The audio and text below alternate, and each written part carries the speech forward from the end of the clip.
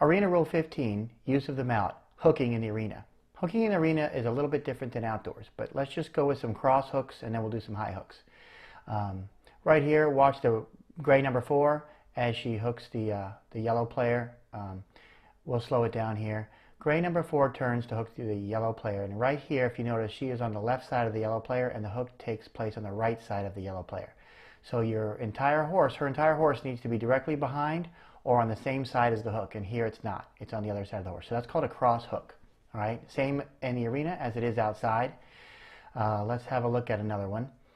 Okay, you're going to notice here the maroon player goes to hit the ball and the gray player is on the left side of her and she's hitting on the right side and the gray player hooks. So notice right here, maroon player taps the ball forward and goes to hit a shot, and the gray player hooks her right there in the orange circle, and the gray player's horse is on the left side of the maroon player's horse.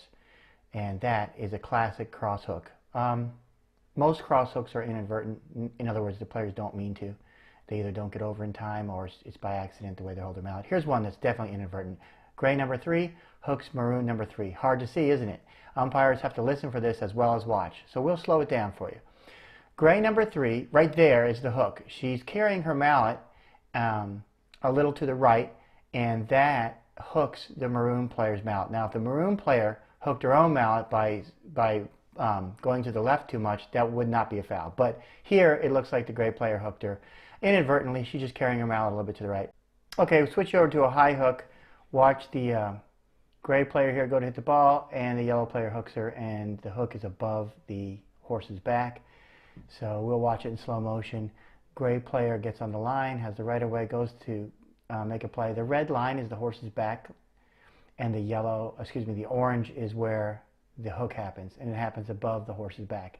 Outdoors it's above the player's shoulder, but indoors it's above the horse's back. It's important to remember. So that's called a high hook in the arena. And it was not crossed because she was directly behind or on the same side as the hook. So let's look at another high hook. Here the blue player hooks the back shot of the white player. Let's slow it down because it happens very quickly. White player goes to make a back shot, and the blue player goes to hook. But the hook actually takes place above the horse's back, and that's the foul. It's a high hook. If the hook took place below the horse's back, it would be fine, even though it's a back shot. But generally with back shots, you can hook the back shot outdoors because the line is the player's shoulder.